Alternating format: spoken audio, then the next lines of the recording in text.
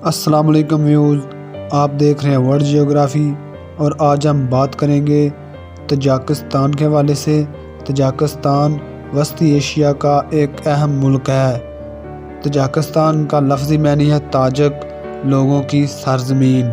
Tajikistan نے 1991 میں Russia سے آزادی حاصل کی تھی اور جس کا رقبہ ہے 1,43,100 کلومیٹر اسکوائر اور تاجکستان کی آبادی تقریباً 1 کروڑ ہے اور اس کے کیپٹل کا نام دوشنبے ہے اور تاجکستان کی سرکاری زبان تاجک ہے۔ دوستو، اب ہم تاجکستان کے ہمسایوں کی بات کرتے ہیں تو چین، کرغزستان، ازبکستان، افغانستان اور پاکستان تاجکستان کے ہمسائے ہیں۔ تاجکستان اور پاکستان کا کوئی حقیقی بارڈر نہیں ہے۔ یہ افغان پٹی ہے، وہ تاجکستان اور پاکستان کو جدا کرتی ہے۔ افغان پٹی کی زیادہ لمبائی 20 کلومیٹر ہے۔ دوستو، اب ہم تاجکستان کے جغرافیے کی بات کرتے ہیں تو تاجکستان کی زیادہ لمبائی جو مشرق سے مغرب کی طرف ہے وہ 700 کلومیٹر بنتی ہے اور جو چوڑائی ہے شمال سے جنوب وہ 350 کلومیٹر بنتی ہے۔ تاجکستان 93% پہاڑوں پر مشتمل ہے۔ تاجکستان میں 3 بڑے پہاڑی سلسلے واقع ہیں جن میں تین شان، ترکستان ماؤنٹین اور پامیر ماؤنٹین شامل ہیں۔ تاجکستان کی آدھی سے زیادہ پہاڑیوں کی لمبائی 10,000 فیٹ سے زیادہ ہے۔ دوستو، اس خوبصورت ملک کی سب سے بڑی چوٹی امام اسماعیل سمانی ہے جس کی لمبائی 24,590 فیٹ ہے جو کہ پامیر ماؤنٹینز کے شمالی حصے میں واقع ہے۔ دوستو، اب ہم تاجکستان کے بارڈرز کی بات کرتے ہیں۔ تاجکستان کا جو مشرق میں چین کے ساتھ بارڈر لگتا ہے وہ 414 کلومیٹر، جنوب میں افغانستان کے ساتھ 1206 کلومیٹر، شمال میں کرغزستان کے ساتھ 870 کلومیٹر، جبکہ ازبکستان شمال کی طرف 1161 کلومیٹر ہے۔ تاجکستان کے ٹوٹل بارڈرز کی لینتھ ہے 3651 کلومیٹر۔ دوستو، اب ہم تاجکستان کے دریاؤں کی بات کرتے ہیں جس میں امو دریا اور سیر دریا تاجکستان اور وسطی ایشیا کے اہم دریا ہیں۔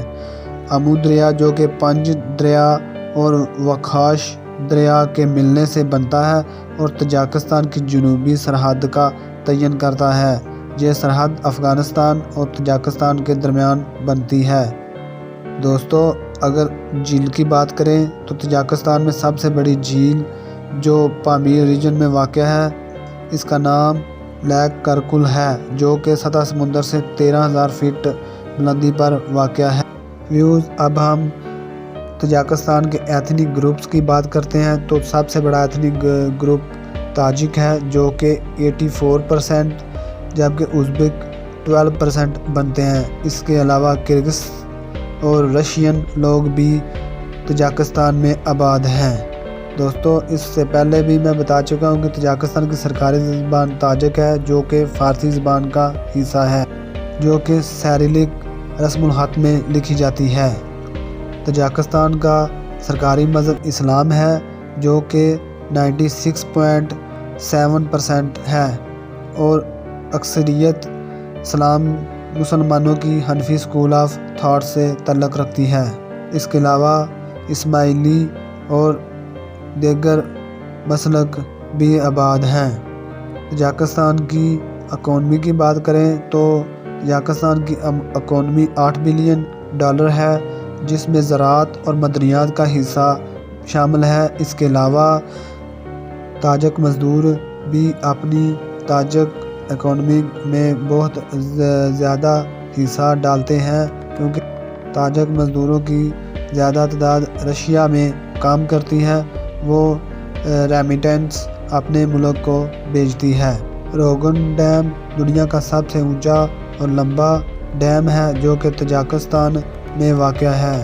اب ہم تاجکستان کی حکومت کی بات کرتے ہیں تو تاجکستان ایک جمہوری ملک ہے جس کی اپنی پارلیمنٹ ہے جس میں لوور ہاؤس آف ریپرزینٹیٹیو ہے جبکہ اپر ہاؤس نیشنل اسمبلی ہے۔ تاجکستان میں ون پارٹی کی حکومت ہے جس کے صدر امام رحمان ہیں۔ تاجکستان کے 3 صوبے ہیں جن میں سوگوار، کھاٹلون اور گورنو بدخشاں شامل ہیں۔ اس کے علاوہ ملک کے درمیانی حصے میں سینٹرل ڈسٹرکٹس بھی ہیں جو کہ ڈائریکٹ سینٹرل حکومت کے انڈر آتے ہیں۔ اب ہم بات کرتے ہیں تاجکستان کی اسٹریٹجک لوکیشن کی۔